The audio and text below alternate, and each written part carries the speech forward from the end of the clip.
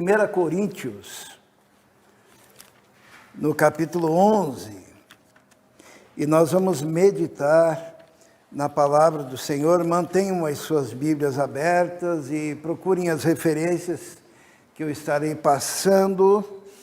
E é interessante, eu não converso com Israel, para saber o que ele vai dizer na introdução do culto, mas as coisas, Deus faz com que tudo se encaixe, Então nós vamos ler no capítulo 11, no versículo 25.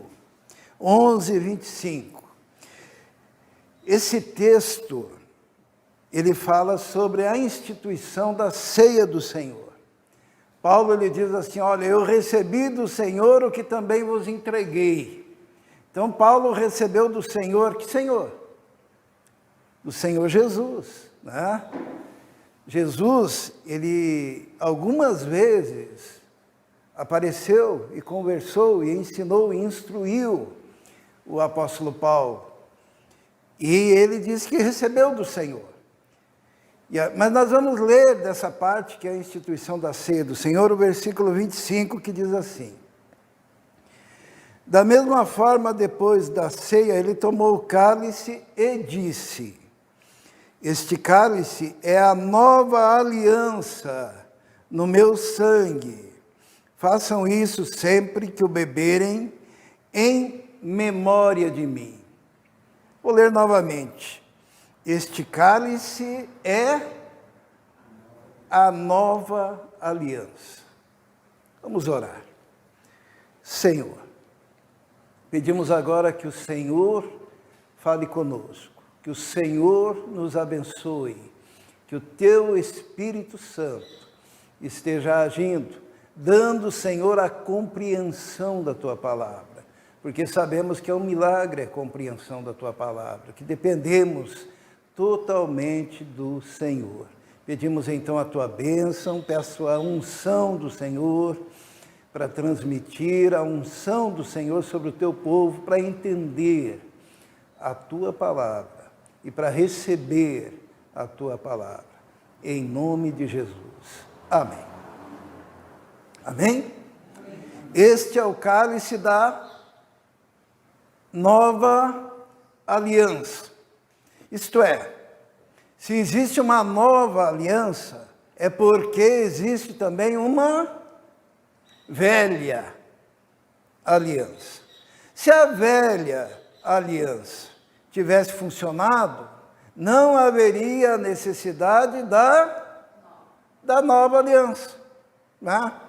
Nós somos o povo da nova aliança e não da velha aliança, Quem diz isso? Vamos ler alguns textos antes de participarmos da ceia. Em Hebreus capítulo 8, nós vamos ler isso de uma forma muito interessante, no versículo 7, Hebreus 8, 7. Olha o que diz ali, diz assim: pois se aquela primeira aliança fosse perfeita, não seria necessário procurar lugar para outra. Deus, porém, achou o povo em falta e disse: estão chegados os dias, declara o Senhor, quando farei uma nova aliança com a comunidade de Israel e com a comunidade de Judá.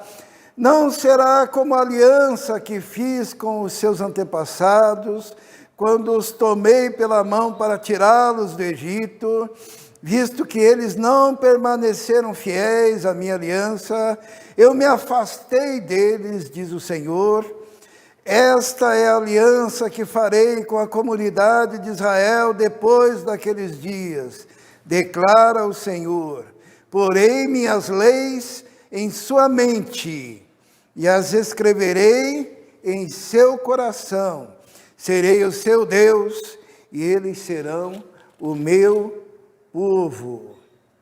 Até aqui, irmãos, uma nova aliança, porque a velha aliança, ela ficou antiquada.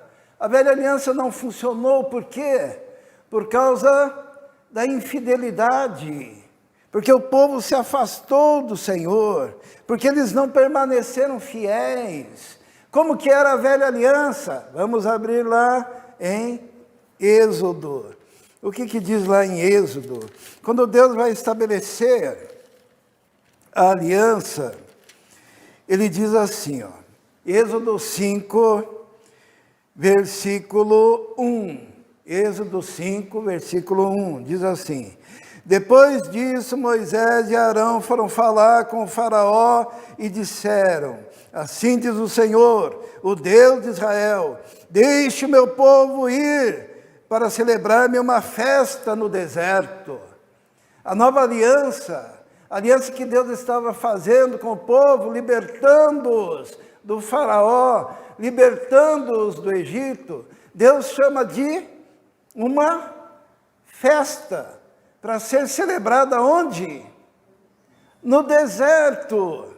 Uma festa a ser celebrada no deserto. Mas não deu certo. Por que não deu certo? Vamos ver um pouquinho mais para frente. Depois que tem todas as pragas do Egito, né, e o povo é liberto, e é comemorada a Páscoa do Senhor, e Miriam, viu Miriam? Miriam faz uma festa, lembram? A festa no deserto começou com Miriam, capítulo 15, versículo 21. O que diz ali? Quando o povo sai do Egito e vai para o deserto, diz assim, 15, 21, e Miriam lhes respondia cantando: cantem ao Senhor, pois triunfou gloriosamente, lançou ao mar o cavalo e o seu cavaleiro. No versículo 20 diz assim: então Miriam, a profetisa, a irmã de Arão, pegou um tamborim, e todas as mulheres a seguiram, tocando tamborins, dançando. E Miriam respondia cantando. Havia uma festa no deserto. Essa era a intenção de Deus, dando liberdade e libertação daquele povo escravo. E Miriam pega o tamborim, o pandeiro, né? E começa a dançar, e há um culto em adoração ao Senhor. Mas no capítulo 16, versículo 1, no finalzinho do versículo, diz assim: foi no 15º dia do 2º mês, depois que saíram do Egito. O que aconteceu? Eles começaram a reclamar. No deserto, toda a comunidade de Israel reclamou a Moisés e Arão, e disseram-lhes os israelitas: quem dera a mão do Senhor nos tivesse matado no Egito. Lá nós sentávamos ao redor das panelas de carne, comíamos pão à vontade, mas vocês nos trouxeram a esse deserto para fazer morrer de fome toda essa multidão. E o que Deus responde? No versículo 4, ele diz assim: disse, porém, o Senhor a Moisés: eu lhes farei chover pão do céu, e o povo sairá e recolherá diariamente a porção necessária para aquele dia. Tudo começou assim, festa de Miriam, libertação, nova aliança, mas o povo entra no deserto e começa a sentir saudade da carne que comia no Egito como escravo, começa a sentir saudade do pão que tinha lá no Egito, e Deus diz: eu vou fazer chover pão do céu para vocês. Tanto que eles se levantam pela manhã, eles não conheciam o maná, e viam aquele que parecia o orvalho da manhã, branqueando aquele chão, e Moisés disse assim: é o maná, colham para um dia, e amanhã vai ter de novo, e depois de novo, e depois de novo. E Deus dá o pão do céu para aquele povo. Mas dali a pouco o povo começa a resmungar, reclamar, porque aquele pão era, eles diziam que dava náusea, que dava enjoo, que dava vontade de vomitar, aquele pão que Deus estava concedendo. E eles diziam: queremos carne. E Deus faz com que as codornizes venham, e eles têm carne em abundância. E dali a pouco eles caminham pelo deserto, falta água. E eles querem água, e começam a reclamar de Deus, e reclamar de Moisés. e começam a sentir saudade do Egito, da escravidão. E Deus diz assim: olha, Moisés, toque na rocha. Nós sabemos que a rocha representa Cristo, né? Toque na rocha. E quando Moisés tocava na rocha, saía água abundante para aquele povo. E assim Deus ia provendo para aquele povo, no deserto, todas as suas necessidades.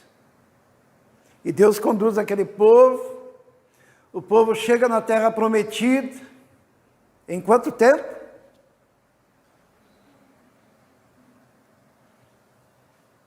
2 anos. Podiam ter chegado antes. Mas sabe por que demora um pouquinho? Sabe por quê? Porque era um povo escravo que precisava aprender, né? Como é que aquele povo escravo ia se tornar uma grande nação? Deus estava ensinando o quê? Estava dizendo assim: olha, vocês precisam ser disciplinados, o maná é pela manhã. Colham só o que vocês vão usar durante o dia. Será que é fácil? Quem já trabalhou com criança sabe que é difícil, né? Sempre alguém vai enfiar um pouquinho no bolso, vai colocar um pouquinho. E aquilo apodrecia quando pegava mais do que era necessário, né? E eles tinham que aprender a obedecer. E Deus foi ensinando aquele povo a levantar cedo, a colher. Deus foi ensinando aquele povo a ser disciplinado. Deus foi ensinando aquele povo que eles só podiam caminhar quando tivesse a nuvem os guiando. E eles só podiam caminhar de noite se a coluna de fogo os guiasse. E quando a nuvem parava, eles tinham que parar. E quando a nuvem ia por meses, eles tinham que caminhar. E quando a nuvem parava por semanas, eles ficavam parados por semana. E assim iam aprendendo, disciplina, horário para colher, horário para comer, que tipo de comida, lei sanitária, né? Para que eles pudessem aprender a viver. E todo aquele período, 2 anos no deserto, eles chegam até a terra prometida. E o que eles fazem lá diante da terra prometida? Só Josué e Caleb dizem: vamos lá que a gente consegue conquistar. Os outros espias disseram que não, o povo ficou desanimado. E Deus disse o seguinte: voltem a peregrinar no deserto, porque esta geração que eu convidei para uma festa no deserto, essa geração não entrará na terra prometida. Somente os filhos, aqueles que nascerem no deserto, poderão entrar na terra prometida. Aquela geração foi convidada para celebrar uma festa no deserto. Só que aquela festa no deserto se tornou o quê? Uma peregrinação de 40 anos. E todos eles, menos Josué e Caleb, foram sepultados nas areias do deserto. E Deus percebeu que aquele povo tinha se afastado dos desígnios do Senhor. Apesar de Deus os ter orientado, Israel falou do templo, mas lá no deserto, cada um tinha a sua função. E tinham aqueles que carregavam as barracas, e tinham aqueles que carregavam o tabernáculo, onde eles adoravam, em partes. E quando eles paravam, eles tinham que montar aquele templo, aquele tabernáculo, para adorar a Deus. E quando a nuvem começava a andar, eles tinham que desmontar aquele tabernáculo e seguir. E não era qualquer um que poderia fazer, tinha as pessoas designadas para fazer cada parte. Estavam sendo formados, modulados, para ser um povo. E Moisés estabelece líderes de 50, líderes de 100, e vai criando uma liderança no meio do povo, estabelecendo leis, leis sanitárias, leis cerimoniais, leis civis, leis relacionadas ao casamento, leis relacionadas ao divórcio, leis relacionadas à propriedade privada, formando aquela nação. Só que apesar deles passarem todo esse tempo vendo Deus agindo de forma tão direta, o que aconteceu? Vamos lá em Hebreus de novo, aonde diz assim: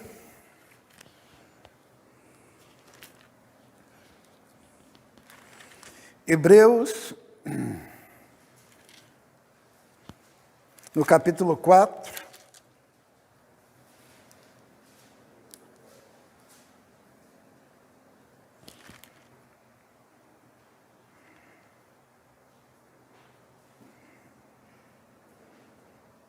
ou melhor, no capítulo 3, no versículo 16 em diante, Hebreus capítulo 3, 16 em diante, diz assim: quem foram os que ouviram e se rebelaram? Não foram todos os que Moisés tirou do Egito? Contra quem Deus esteve irado durante 40 anos? Não foi contra aqueles que pecaram, cujos corpos caíram no deserto? E a quem jurou que nunca haveriam de entrar no seu descanso? Não foi aqueles que foram desobedientes? Vemos assim que por causa da incredulidade não puderam entrar, apesar de terem visto as obras do Senhor por 40 anos.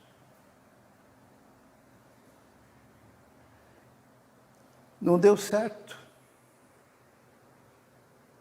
Apesar da fidelidade de Moisés, não deu certo. E no coração de Deus veio então a intenção de estabelecer o quê? Uma nova aliança. Por isso que nós temos a ceia do Senhor. É a nova aliança que é profetizada no Antigo Testamento. Vamos ler lá em Ezequiel, no capítulo 36. Ezequiel, capítulo 36. É profetizado, porque Deus havia percebido que todas aquelas leis, que todos aqueles preceitos eram externos, eram leis que estavam fora do coração do povo. E no capítulo 36, versículo 26, de Ezequiel tem uma promessa. E essa promessa está aqui, ó: darei a vocês um coração novo, porei um espírito novo em vocês. Tirarei de vocês o coração de pedra, e lhes darei um coração de carne. Porei o meu espírito em vocês, e os levarei a agirem segundo os meus decretos, e a obedecerem fielmente as minhas leis. Deus disse: não tem jeito, eu vou ter que fazer diferente. Agora a lei não é mais do lado de fora, em pedra, agora a lei é dentro do coração.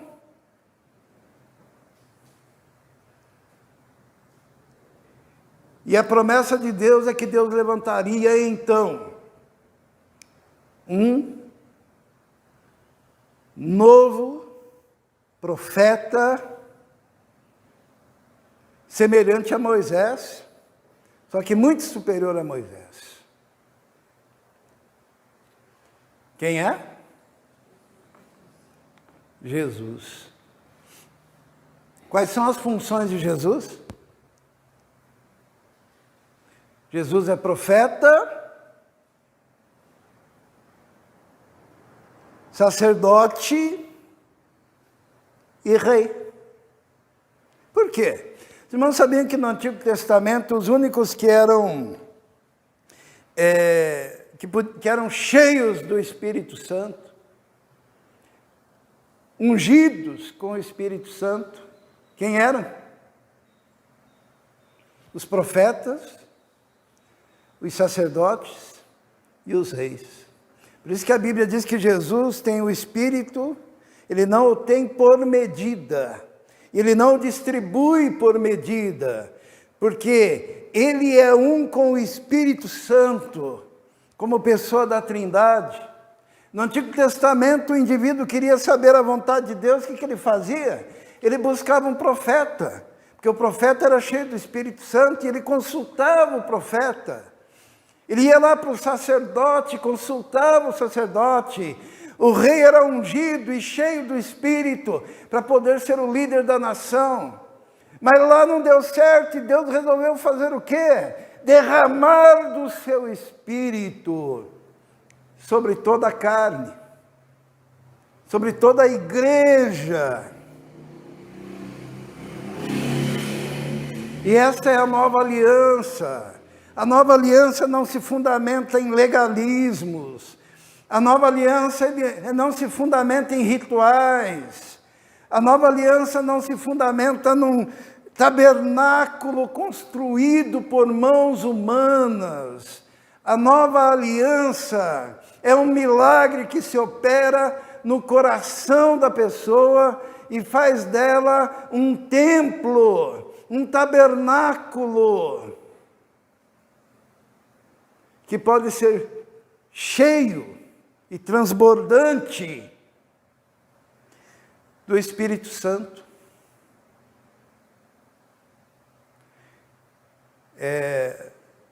Todo crente, irmãos, para ser crente, tem que ter o Espírito Santo.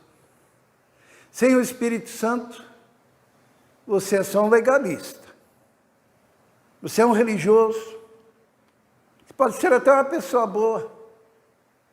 Mas se você não tem o selo do Espírito Santo, que acontece no momento da conversão,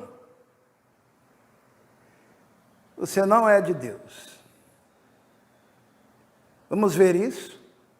Romanos, no capítulo 8. E aqui você começa a entender se você faz parte da igreja ou não. Se você faz parte da nova aliança ou não. O que diz no capítulo 8 de Romanos? Diz assim, no versículo 9. Romanos 8, 9. Diz assim: entretanto, vocês não estão sob o domínio da carne, mas do Espírito, se de fato o Espírito de Deus habita em vocês. E se alguém não tem o Espírito de Cristo, não pertence a Cristo. O início da vida com Deus é ter o Espírito de Cristo. Se alguém não tem o Espírito Santo, se alguém não tem o Espírito de Cristo, nem sequer pertence a Cristo. E a Bíblia diz ainda, é interessante o que diz ali, ainda versículo 9. Entretanto, vocês não estão sob o domínio da carne, mas do Espírito, se de fato o Espírito de Deus habita em você. Essa palavra habita vem de um termo, a Bíblia diz assim, no princípio era o verbo, lembram? João 1. O verbo estava com Deus, o verbo era Deus. Ele estava no princípio com Deus e todas as coisas foram feitas por ele, e sem ele nada do que foi feito se fez. Nele estava a vida e a vida era a luz dos homens. Daí fala assim que Cristo fez o quê? Habitou entre nós. A palavra habitou lá é tabernaculou. Sabe o que é tabernaculou? É quando se mora num tabernáculo. Jesus tabernaculou entre nós. E aqui, em Romanos 8, quando diz assim, se de fato o Espírito de Deus habita, se Ele tabernacula, se Ele mora, se fez de vocês o tabernáculo. Lembram no Antigo Testamento o povo carregando o tabernáculo? O povo carregando aquela tenda enorme para cultuar a Deus, tenda cheia de divisões, sendo que lá na frente era o Santo dos Santos, e lá estava o Espírito, e lá estava a presença de Deus, e lá estava o Shekinah de Deus. Agora, na nova aliança não é mais assim. O Santo dos Santos agora é você. O Santo dos Santos agora é o teu corpo. O Santo dos Santos é o teu espírito. O lugar Santo dos Santos é a tua alma. E é ali naquele lugar que mora o Espírito Santo de Deus. Essa é a nova aliança. E se isso não acontece, você não é dele. Porque quem não tem o Espírito Santo de Deus morando, tabernaculando dentro de si, não pertence a Cristo.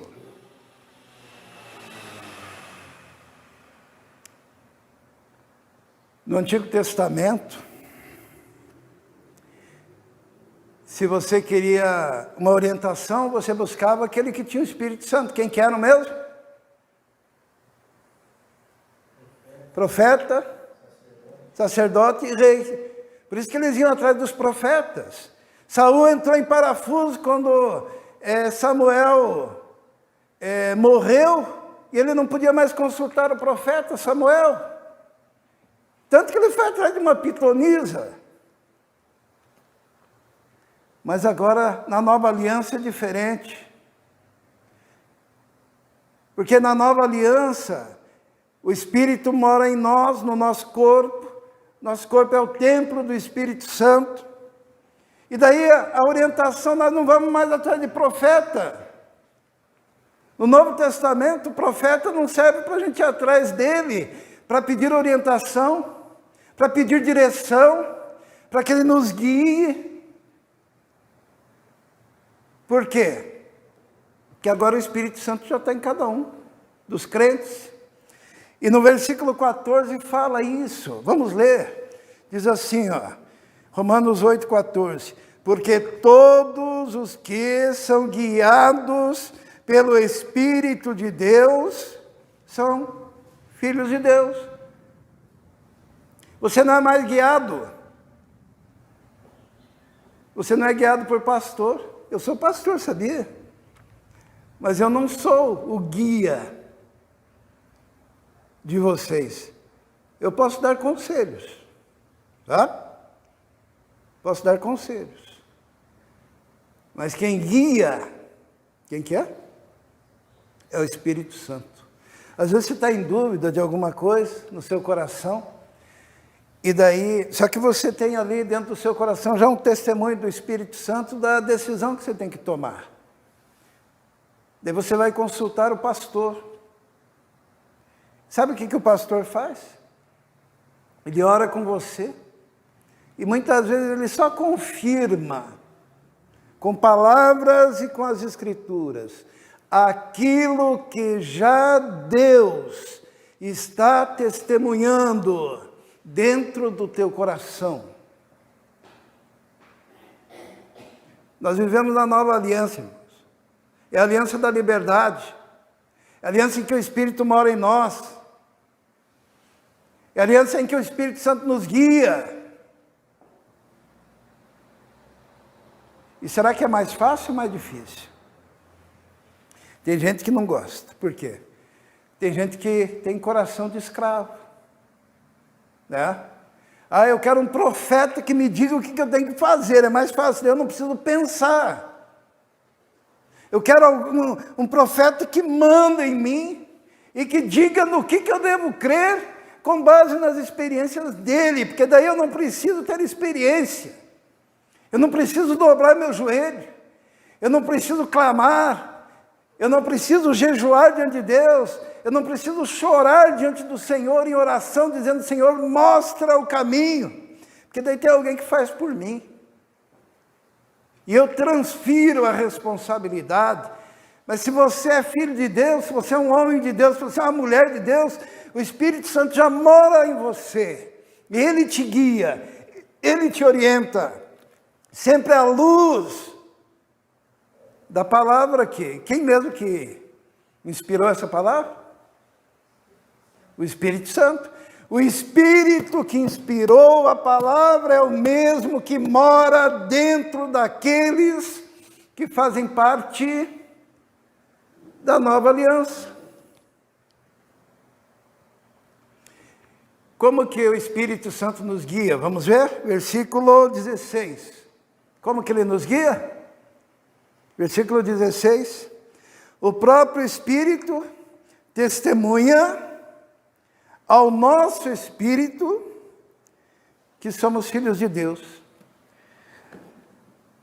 A forma primária dele trabalhar o nosso coração, ele testificar.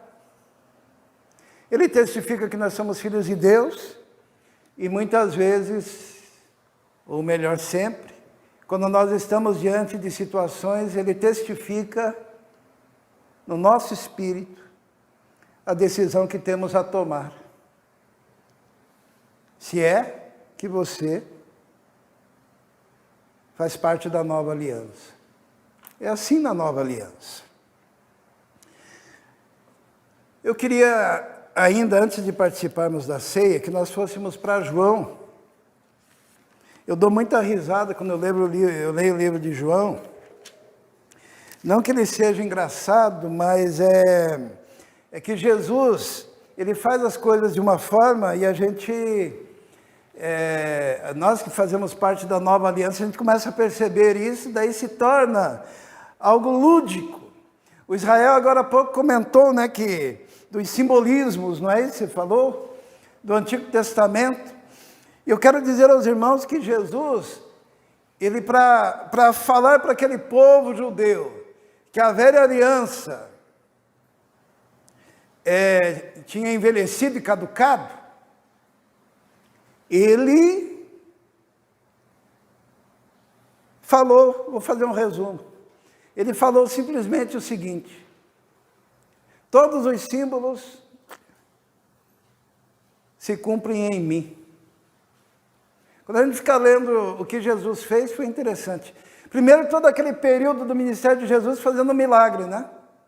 Mas milagre, milagre, milagre, ele curava, ele ressuscitava, ele multiplicava, ele saciava, ele libertava, ele ensinava. Lembra no deserto que Deus fez tudo isso? O povo viu os milagres de Deus por 40 anos e não creram. Jesus chega e faz um monte de milagre no meio do povo. Para que o povo entendesse, olha, era eu mesmo no deserto fazendo milagres. E agora eu estou aqui fazendo milagres. E uma das primeiras coisas que aconteceu, vamos ler no capítulo 6 de João, Evangelho de João, versículo 4. Capítulo 6, versículo 4. Os irmãos sabem que a Páscoa, o que ela significa mesmo no Antigo Testamento? A saída do povo do Egito, né?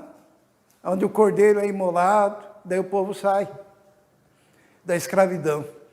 E aqui no versículo 4 diz assim, capítulo 6 de João: estava próxima a festa judaica da Páscoa. Os irmãos entendem? Os judeus estavam em Jerusalém comemorando a Páscoa. Páscoa para judeu é a libertação da escravidão do Egito. Quando eles foram libertos do Egito, qual foi o primeiro milagre ali, depois da festa que Miriam fez no deserto? Qual foi? O maná. E o que Jesus faz? Por isso que eu acho engraçado, porque parece que ele está assim, ó. Vocês não entendem, né? Mas eu vou desenhar. E Jesus faz o quê? Diz assim, no versículo 5, depois que fala da Páscoa: levantando os olhos e vendo uma grande multidão, lembra o deserto com a grande multidão? Faça um paralelo. Que se aproximava, Jesus disse a Filipe: onde compraremos pão para esse povo comer? E daí o que Jesus faz? Ele multiplica os pães. Ele multiplica o pão. Ele queria dizer assim para o povo: olha, povo, lembra no deserto que Deus deu pão? Eu estou multiplicando o pão para que vocês olhem para mim. Eu sou o doador nessa nova aliança. Nós vamos resumir, né? Quando eles saíram do Egito, Deus teve que abrir o quê? O mar, né? Daí Jesus faz o quê? Ele diz assim: olha, Moisés abriu o mar, porém eu... Vamos ler ali no versículo 19, do capítulo 6. Depois de terem remado cerca de 5 ou 6 quilômetros, viram Jesus aproximando-se do barco, andando sobre o mar, e ficaram aterrorizados. Moisés abre o mar, Jesus anda sobre o mar. Vamos seguir adiante. O que mais? É interessante, né? Deu pão para eles. Daí o povo começou a pensar: poxa, esse homem é diferente.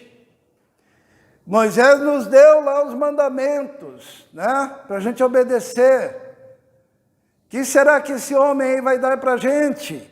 Vamos ver lá no versículo 28.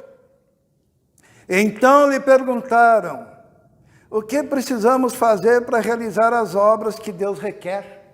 Isto é, vamos traduzir em miúdos, quais são os mandamentos aí que você vai dar para a gente então? Daí Jesus responde. Jesus respondeu: a obra de Deus é esta, crer naquele que ele enviou.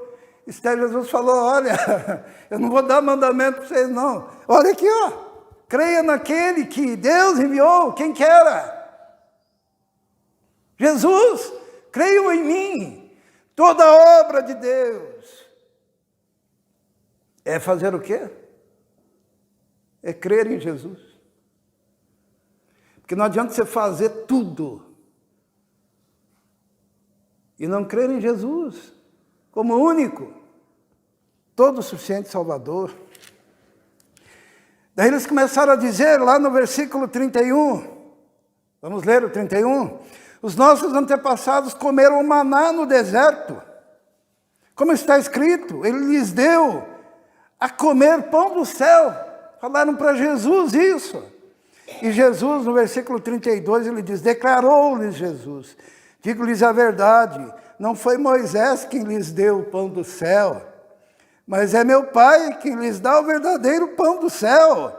Pois o pão de Deus é aquele que desceu do céu e dá vida ao mundo.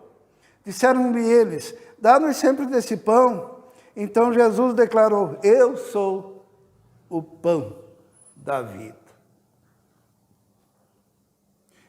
Jesus está dizendo, aquele maná era um símbolo, o verdadeiro pão está aqui, ó.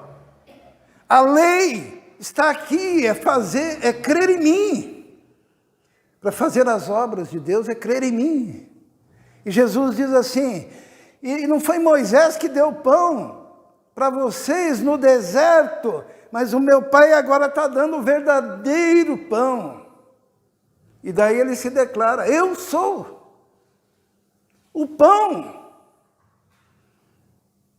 Irmãos, estão vendo a correlação, né? Eu sou. No versículo 41, olha o que diz. Com isso, os judeus começaram a criticar Jesus, porque dissera: eu sou o pão que desceu do céu. E diziam: este não é Jesus, filho de José? Não conhecemos seu pai, sua mãe? Como que ele diz que desceu do céu? E Jesus, ele responde, né? Ninguém viu o Pai. É versículo 46, vamos ver? Ninguém viu o Pai, a não ser aquele que vem de Deus. Somente ele viu o Pai. Ele está dizendo assim, ó, ninguém viu o Pai. Os irmãos se lembram lá, Moisés? Qual foi o pedido de Moisés para Deus? Lembra? Deixa eu ver a sua face, Senhor. Daí Deus diz, não, ninguém pode ver e sobreviver. Mas eu passarei e você vai ver uma sombra. E essa sombra, Moisés viu através lá de uma de uma gruta, né? Ele olha pela fenda e vê a sombra. E Jesus, ele fala, olha, ninguém conseguiu ver o Pai, mas olha, o Filho aqui contempla a face do Pai. Ele é o único que vê o Pai. Ele é superior a Moisés. No versículo 48 ele diz assim, eu sou o pão da vida. Os seus antepassados comeram maná no deserto, mas morreram. Todavia, aqui está o pão que desce do céu, para que não morra quem dele comer. Eu sou o pão vivo que desceu do céu. Se alguém comer desse pão, viverá para sempre. Este pão é a minha carne, que eu darei pela vida do mundo. Quando o povo pediu pão no deserto, logo que saíram lá do Egito, logo em seguida eles pediram uma outra coisa. O que eles pediram? Carne, não? Pediram carne. E Deus manda carne. Olha o que Jesus fala. Ele diz assim, no versículo 53. Jesus lhes disse, eu lhes digo a verdade. Se vocês não comerem a carne do Filho do Homem e não beberem o seu sangue, não terão vida em si mesmos. E todos ficaram escandalizados. Passo a passo, Jesus dizendo, a velha aliança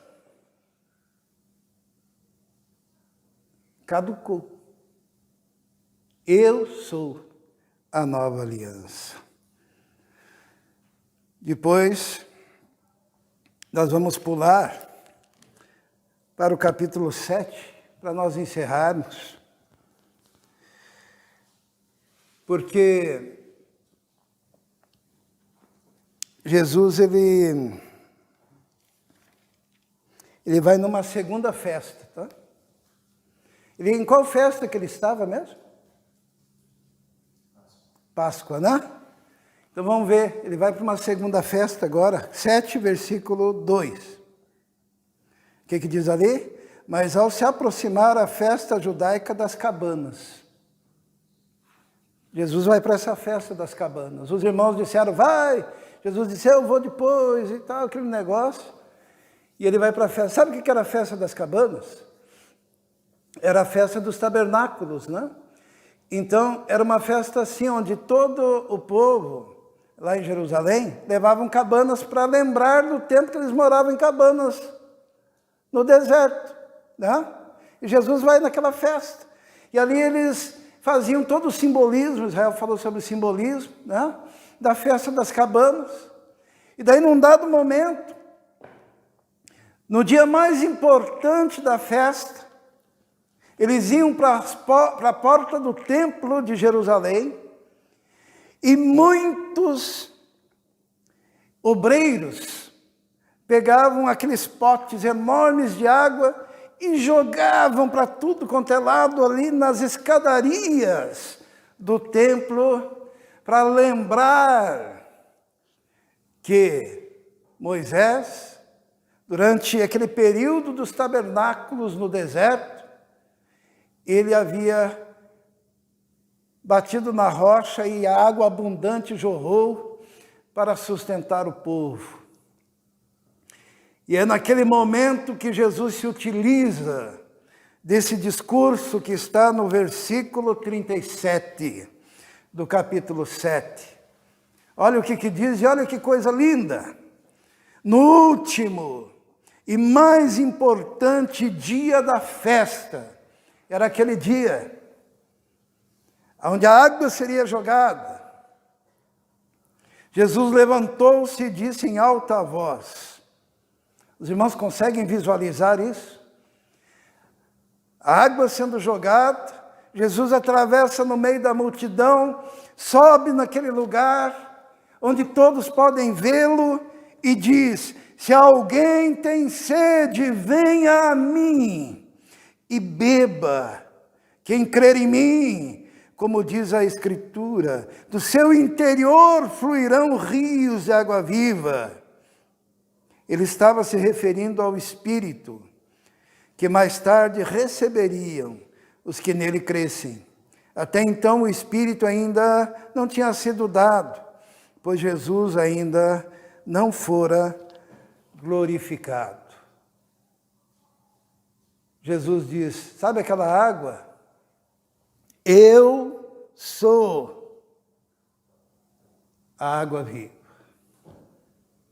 E ele diz assim que se alguém tiver sede e for até ele beber, do seu interior fluirão rios de água viva.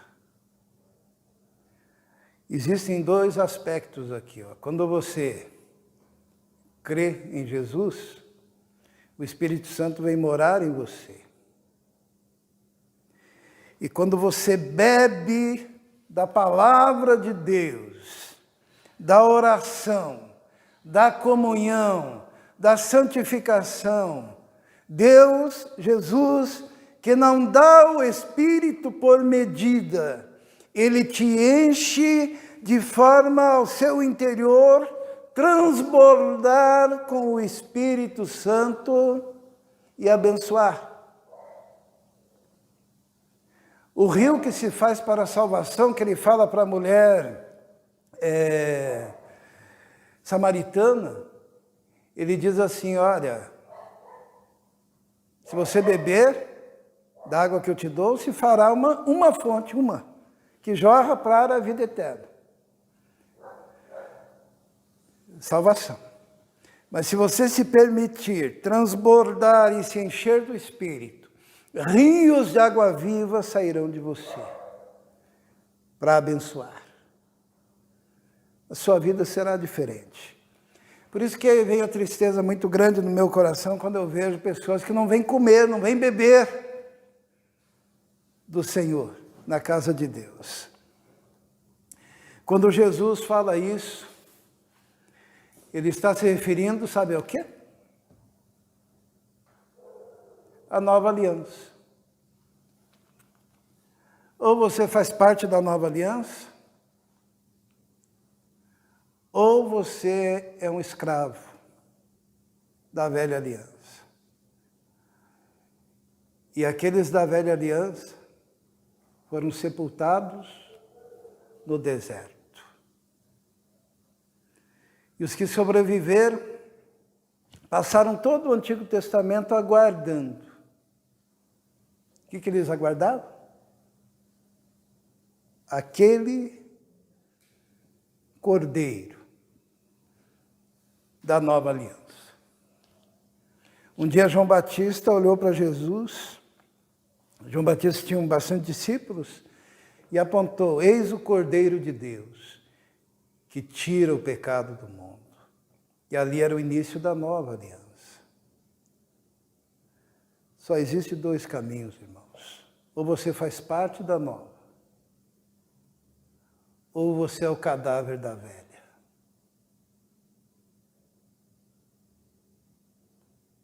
Ou você faz parte da nova aliança, ou você é escravo.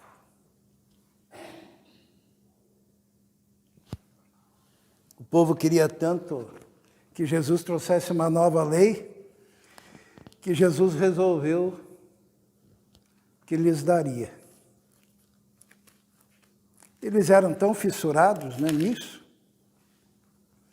que Jesus disse assim, vocês querem? Então vou dar, pronto, vou dar para vocês.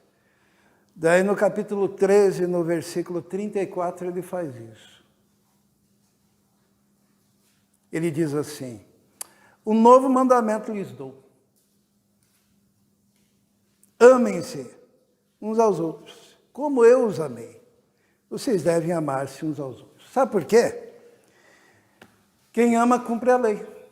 Está escrito aí, quase em todos os livros do Novo Testamento. Porque assim, se você ama, você não vai querer a mulher do seu próximo. Não é isso? Se você ama o seu próximo, você não vai querer a mulher do seu próximo. Não adulterarás, caiu por terra, né? Se você ama, você não vai cobiçar nada do outro. Se você ama, você não vai matar. Se você ama o seu próximo, você não vai roubar ele. Se você ama a Deus, você não vai querer ídolos. Daí, Jesus, ele já se antecipou, porque uma das coisas que marcava o coração daquele povo era o sábado, né?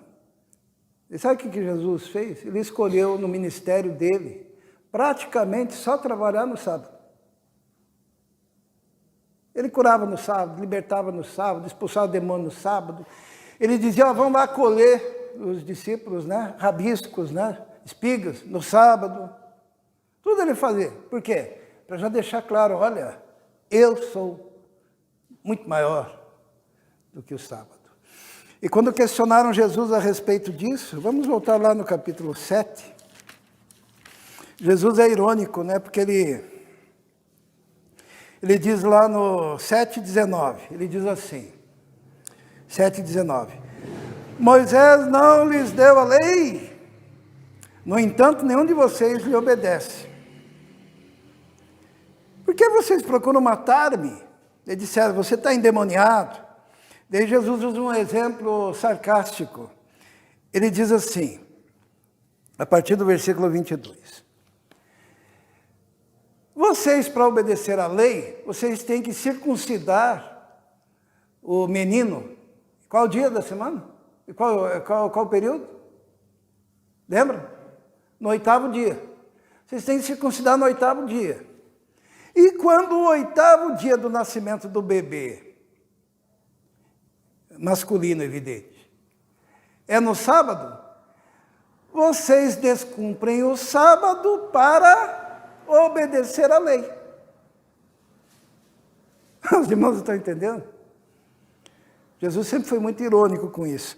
Ele diz assim, versículo 22, no entanto, porque Moisés lhes deu a circuncisão, embora na verdade ela não tenha vindo de Moisés, mas dos patriarcas, vocês circuncidam no sábado. Ora, se um menino pode ser circuncidado no sábado, para que a lei de Moisés não seja quebrada, por que vocês ficam cheios de ira contra mim por ter curado completamente um homem no sábado?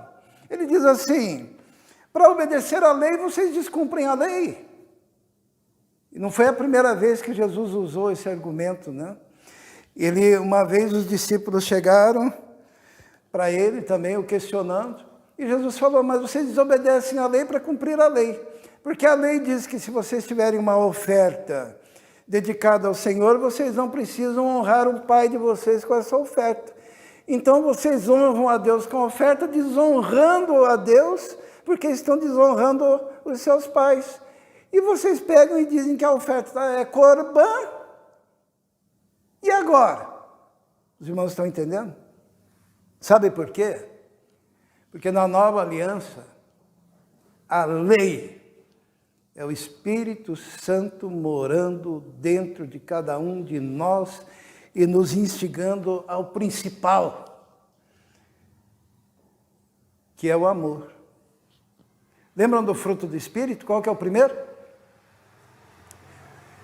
Gálatas 5:22, mas o fruto do Espírito é amor.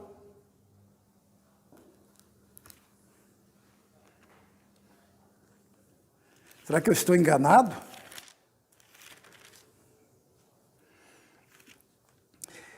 Gálatas 5:22, mas o fruto do Espírito é amor, alegria, depois vem as outras. Porque quem tem o Espírito ama. Vamos orar. Santo e eterno Deus, muito obrigado porque fazemos parte de um novo povo, de uma nova aliança, de uma nova dispensação, de uma dispensação onde o Teu Espírito é derramado abundantemente em nossos corações. Obrigado, Senhor, porque podemos ter essa comunhão contigo. Obrigado porque hoje cada um de nós somos o tabernáculo, o templo, aonde a Tua Shekinah, a tua glória habita. Te louvamos por isso. Obrigado pela nova aliança, que o teu Espírito desvendou aos nossos olhos, para que fizéssemos dela parte. Te louvamos, em nome de Jesus. Amém.